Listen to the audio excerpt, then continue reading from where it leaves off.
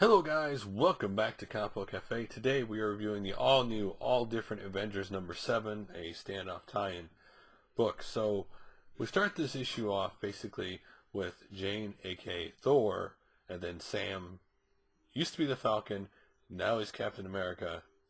They're kind of sitting there breakfast, and we find out as they're talking that, he's the only one who knows that she's Thor, like that Jane is Thor. And he kind of flashbacks to a kiss, and that's always sees one panel of them, a kiss from like the past between them. But we see him and her talking, and we see that, he wonders why she's doing it. Like, you're sick, you're fighting for your life, and yet we're changing into Thor and helping people. Why? She gives a reason. He goes, is it that, or is it that you want to go on a hero's death?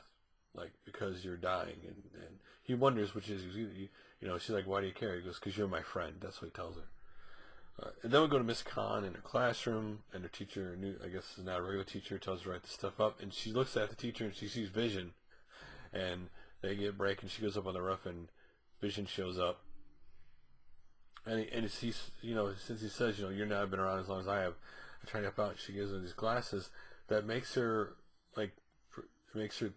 pretend like she's there and experience it, the past, like you see Thanos and the fight with that and other stuff that happened, and she hugs him at the end. So it's kind of like a little character moment between those two. Nothing much, just a page kind of thing to move on. And then we move on to the real part of our story, which is the Avengers are called out, or something's going on, and you see Miles Morales, Spider-Man, in a fight with another guy that they call Night Bandages, I believe. And find out he's from Pleasant Hill. And as they're kind of fighting him, all of a sudden Maria Hill shows up. Director Shield, part of Shield, and says, "No, it's Shield's authority. You don't have to worry about it. Go away." And they're kind of not happy about it, especially Tony Stark. So he gets a hold of Captain America, Sam, and Sam explains to him what Pleasant Hills is, and he says, "Crazy news." He's like, "We're all going to Pleasant Hills to see what's going on there." And Maria Hill's like not happy at all. But they get in her, Quinta jet, and they go, Shield jet or whatever, and they go towards Pleasant Hill. But as they get there, they see another Maria Hill with the other Avenger team.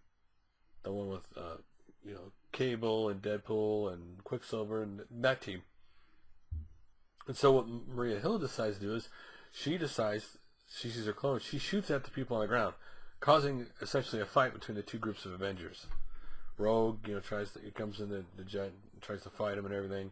And after they land everything, they see, explosion. They like, what happened? And you see Iron Man drag out Quicksilver and stuff. And they get into a fight. But ultimately it tries not to be a fight. Spider's like, why don't we try to figure out why there are two Maria Hills? And he spiderwebs the other Maria Hill. But they're fighting, and all of a sudden, as the fight goes on, between the different members, we all of a sudden see this girl holding a snow globe, which is the battlefield.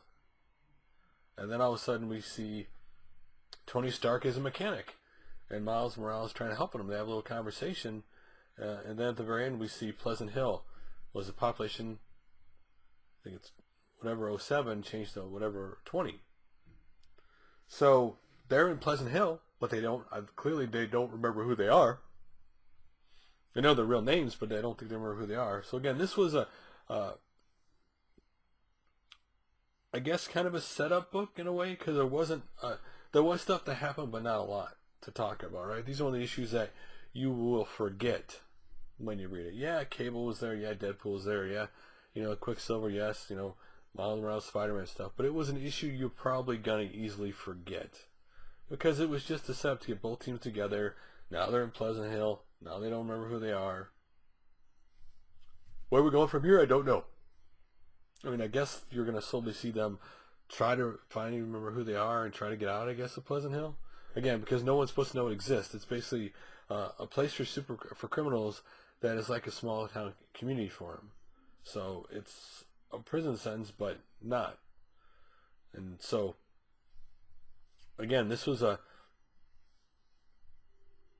not a god-awful book, but not a great book. It was, I almost want to say a 5, because it was just a setup. Like, there's unless you're a fan of characters in this book, or unless you're really into the Standoff tie-in, or getting all the issues for that, this is an issue you could kind of pass up, because there really isn't a lot into it.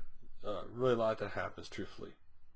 Even though I didn't hate it, I liked the artwork.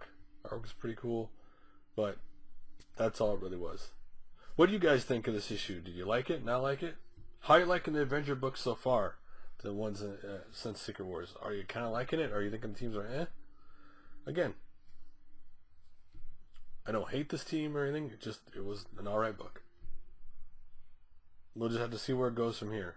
I know it continues Uncanny X-Men 8. So, anyway, guys, thanks for watching like always. Love to hear your guys' opinions. Thanks for liking and subscribing. I do appreciate it. And I'll do another review soon. Later, guys.